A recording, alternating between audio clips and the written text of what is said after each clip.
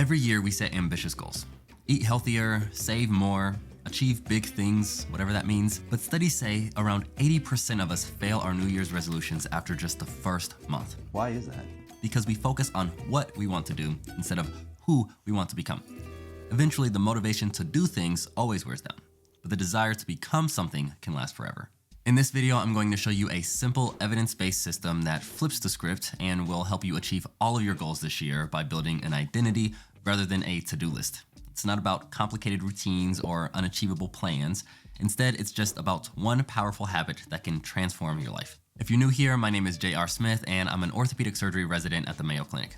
Throughout my life, I've achieved goals that once seemed out of reach, from running Division I track and field at Duke University to getting into one of the top-ranked medical schools in the US, and now becoming a doctor at the world's top hospital. But let me be the first to tell you that this success wasn't because I'm naturally more gifted than anyone else. It's because I found systems that work. And today, I'm sharing the system that I've used to grow personally and professionally with you all so that you can make 2025 the best year yet. Okay, so this system is based on 4 super simple steps. And the first one and most important step starts with your identity. Oftentimes when the new year rolls around, the first thing that we want to do is think about all the things that we want to accomplish, all of the to-dos that we want to get done that we didn't get done last year, and we're in a very much do type of mindset. And the problem with that is that this mindset fatigues. At the beginning of the year, you have so much energy, and because of that, you feel like you can accomplish everything. It's like the start of anything. When you start the first day of school, you feel like I'm gonna take so many notes, I'm gonna prepare for every exam in this type of way. You have so much energy at the beginning of something, and you think that you can just do everything. And that the energy that you have now at the beginning of a season of life is going to last you throughout the entirety of that year or that season or that semester, and that's just not the case. In reality, the energy that we feel right now at the beginning of the year is going to wane. And that's why so many people are unable to maintain their New Year's resolutions more than like 2 weeks, let alone 365 days. So instead of thinking about what we want to do, we should instead be thinking about who we want to become. Who you want to become doesn't change whether you are fully energized or exhausted from a long shift at work or from a long day at school. It doesn't change based on how much energy you have. So ideally, who you want to become will be the same on January 1st when you establish that as it will be on December 31st. So instead of setting New Year's resolutions like I want to lose weight or I want to go to the gym every day, those are things that are actions. Those are things that require energy that you may not have in 2 weeks. Instead of thinking about it like that, a better New Year's resolution would be I want to become someone who is committed to their fitness. Before medical school, as surprising as this may sound, I did not think of myself as a good test taker. I knew that I could accomplish enough in a classroom to be able to get to the next thing in life, but I never thought of myself as an inherently good test taker. And because of that, especially in college, a lot of my grades were B, relatively average, like grades. And I saw other people who were getting A's on exams, and the first thing that went into my brain was they're just good test takers, and I'm a relatively average test taker. I made an identity within myself about how my performance on exams could go. And my performance fulfilled what I thought about myself. And psychologists have created a great term for this. It is called the self-fulfilling prophecy. And the way that this works is we create an identity about who we think we are. And what the identity that we create about ourselves does is it drives actions. I think that I am an average test taker, so I'm just subconsciously going to prepare for exams like an average test taker would prepare. The result of those actions then fill back in to reforming or cementing our identity because we get the results of the person that we think this identity would get. And breaking free from this cycle can definitely be hard, but it's one of the most valuable things that we can do if we really want to be able to achieve the goals that we have for ourselves. When we're at the beginning of the year and we're making these goals for what we want to do for the year, we're thinking about ourselves in the best possible light. And honestly, that's how we should always be thinking about ourselves, as someone who can accomplish all of those things that we want to accomplish for the year. But all of that starts with first reframing how we truly and honestly think about ourselves and our identity. So step number 1 is reflect on the goals that you do have for the year and identify the single identity that aligns most closely with your aspirations, and then write this down. For me, for example, a few of the general goals that I have for this year, super general, are to first grow as a resident. I want to get better at my job. I want to grow as a person. This one is self-explanatory. And 3, I want to learn as much as possible. So these are the most broad, anti-SMART goals that you can imagine. And that's how I want you to be thinking about these to start. Usually, and if you've seen any of my other videos, we do not approach goal setting like this. But starting as broad as you can will actually help you identify the form of your identity that you want to focus on growing this year. So when I think of this list, for me, growing as a resident, a person, and learning as much as possible, the one thing that would help me achieve these general goals would be if I became more of a reader this year.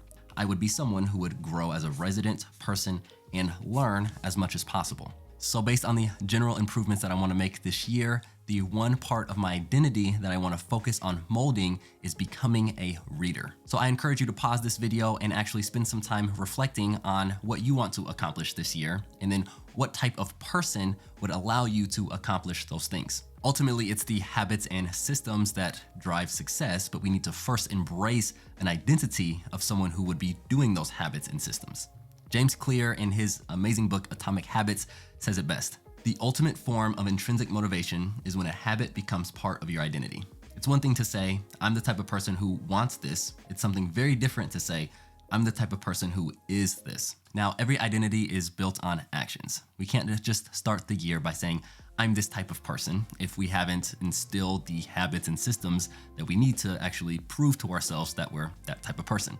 And again, the purpose of what we're doing for this year is that by December 31st, we become that person. So how do we get there?